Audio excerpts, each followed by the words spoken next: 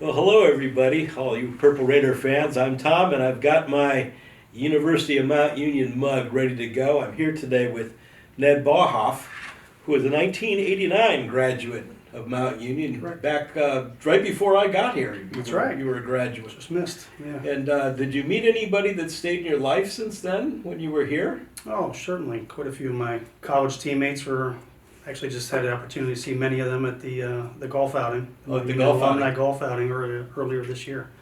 So yeah, That's certainly great. social media helps to keep in touch with people as well. I understand your family is all Mount Union, all Purple Raider all the time. So tell me who in your family is part of your family and our family. Sure. Yeah, it dates back quite a while. So my youngest is on campus right now, and she is, along with my other children, fourth generation Mount Union, hopefully soon to be graduates, but dates back to the early 30s when my parents, Wow. or my dad's parents, graduated in 1931 and 1932, respectively.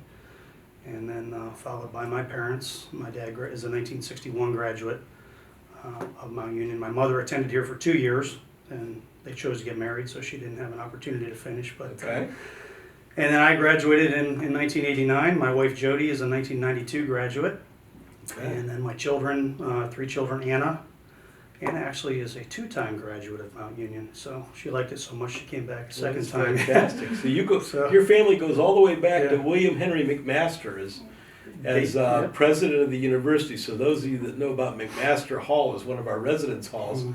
he was president during World War I, the Great Depression, a lot of turmoil in the world, and hung in there for 30 years. He was our longest serving president other than Orville Nelson Hartshort. So you've seen in your family about half the presidents who have come and gone, and about a third of the history of our 175 years. Hard to More than believe. that, you're getting close to 100 years. You may be at half. Getting close, yeah. So your Getting family close. has really been a part of that. What did you study when you were at Mount Union? My major was business administration. And you graduated in '89. Correct. So some of your faculty would have been Martin Horning and Pat Matthews and Dave Zoki, Yeah. Hugh Penny, Michael Michael Myler, Yeah, Rose So- Deacus, yeah. and Rose Deacus. Yeah. Yeah, and I knew Rose when I was first looking into higher ed. She was one of the people that told me I should get out of engineering and go to higher ed. So, Okay. Rose, if you're out there watching on Good decision. on Facebook or YouTube or whatever it is that you're doing out there, thank you for helping me set a path for 32 years later to still be here in higher education. When you weren't studying business, what did you do on campus? What were the other activities you were in? Well, the majority of my time was spent playing football and practicing for football. So I had a good pleasure of playing for both Ken Wable and Larry Karras. So when I was here in '85 was Ken Wable's last year, so I had an opportunity to play for him my first year here, and then 1986 was Larry Karras' first year. So, I always had the impression that the two of them built a team of champion people to live well and play well and win by making sure it was a team sport. Is that how it felt? Absolutely. They were both great mentors in different ways, different coaching styles, but both very, very positive influences on everybody they coached. They were just fantastic, and the legacy of the coaching tree from Ken Wable to Larry Karras to all the others that have come since could field a professional football roster and have one of the better coaching staffs, I would say, Oh, in the whole NFL if they wanted to. And there's coaches all over the local and high schools and peewee leagues and colleges and all kinds of places have come off that coaching tree. So that's been something that's been pretty exciting. And the team was just really starting to get good as you were coming along, because we won our first championships, national championships, just a few years after you were here. Correct. Yeah, our first 2 years, my first 2 years, '85 and '86, we went undefeated and won the OAC title for the very first time in school history. Okay. So have an opportunity at the golf outing to remind a lot of the younger players that it really started in Did you 85 start and the OAC 86. winning?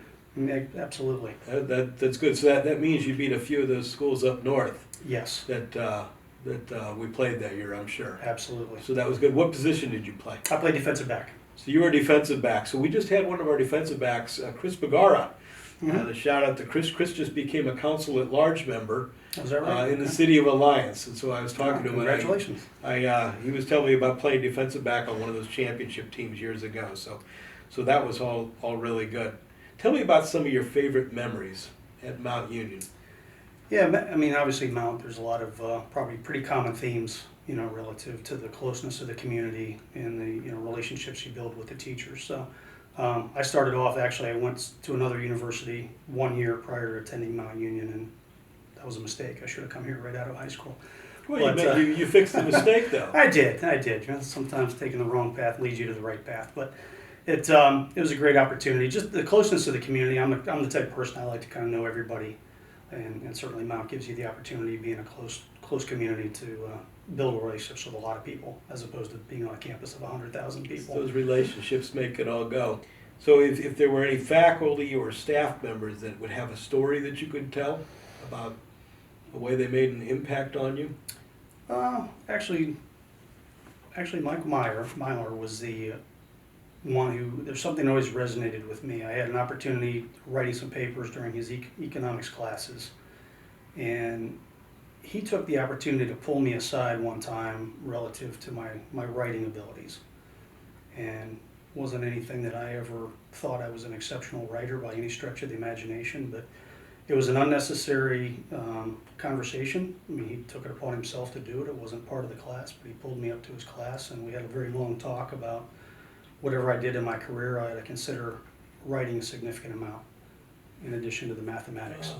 And ended up in my career writing a lot of speeches, writing a lot of papers, writing a lot of articles, and again, it was never something that I would have identified myself as being strong in, but it took him identifying that to kind of always resonate in the back of my head when I had an opportunity to publish something. That's an extra step, though, because It is. Dr. Myler is well known for many decades. He was here when I first came in 1989 and still is on the faculty, as teaching a lot of graphical analysis in microeconomics and things that are mystical to many, but to hear that he's translating that into how you write, how you form those relationships, and how you transmit that knowledge to others, that's a sign of a really super teacher. Yeah. To be able to make it go from, here's what we're doing now, but here's the bigger picture of where you're going. And a lot of when we talk about being the liberal arts college, the old Mount Union College is a liberal arts college, which now we're the liberal arts college that looks to the lifelong learning, but also those careers, that meaningful work that we're going to do. And that's a big part of it, having that ability to take those different fields and to integrate those. We call it the Integrative Core now, so that we have that base of learning, so wherever you go in life, you've got it. Right. Yeah, I've always translated them in the business world, turning data into information and then turning information into knowledge. Right. In order to be able to do that, you have to be very well rounded to be able to articulate the results of the data into information and then verbalize it or write it in such a way that others can understand. And that takes much more of a well-rounded thought process than just a strict, data-driven type analytics approach. So is your family that they still continue coming to Mount Union? Is that something they know at an early age? Do you instill this into them, say they're born and you give them the Mount Union little badge that says bound for Mount and things? Does that happen in your family? Believe it or not, it's the inverse. It's realizing not until after they take a different approach that mom and dad were right. So trying to steer them to Mount. A couple of my children wanted to take a different approach out of the gate, go to other schools, and they end up here, which is okay, because I think they appreciated it much more once they went somewhere else, got that experience, came here and realized what a tremendous experience this was compared to their prior experience. They're getting to go out and do great things in the world. Do you have anything you want to say to any of your former teammates or some of your friends that were on campus when you were here? Do you have a memory of things that they would know that you could give them a little shout out? Oh, just to my teammates, just there's not a week goes by that I don't reflect back on the experience. Obviously, a lot of winning tradition began in 1985, 1986, but even beyond that, right? It's just the opportunity to play in Ohio's oldest stadium, right? There's a lot of history here. The tremendous coaches, the tremendous friendships that were made out of that, I wouldn't have traded that for anything in the world. Just and obviously a lot of friends outside of the football community as well. That was the other beautiful thing about being here is you weren't bound to just one group of friends.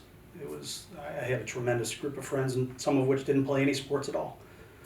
And I was as close to them and as close to them this day as I am my teammates. I'm very excited to see how our students have responded to unbelievable adversity. And education, I guess, is totally a team sport. In the old days, we told people don't talk to somebody or don't copy, and now it's go to these study rooms on campus and work together and talk to each other and definitely copy what they're doing and work it together. So it's a little bit easier to imagine that we're a team sport in education now, and so that's very exciting too. So I want to ask if there's anything else that Mount Union means to you and to your family that you wanted to add in. Is there anything else that has been on your mind about what it meant to be a Purple Raider all these years? You know, with the legacy that my family has here, it's almost tough to put into words what Mount Union means. I mean, my grandparents have passed. I remember talking to them about their fondness dating back to the 30s. You know, still contributing year after year as best they could. You know, my parents being here. So when you go through 4 generations of people living on this campus and being educated on this campus, it's kind of hard to turn into words. I hope it continues. I hope as my children start to have children and we get to generation 5 and 6, because it's an experience I wouldn't have traded for the world. And I think my children would say the same thing. I know my wife says the same thing. She enjoyed her experience here. So best thing I can say is I hope the legacy continues. Fantastic. Well, Ned, thank you for coming in, and we can hopefully enjoy a cup of coffee a little bit more often in the future. No, it's been my pleasure. And best wishes, and everybody out there watching us today, just remember, go Purple Raiders.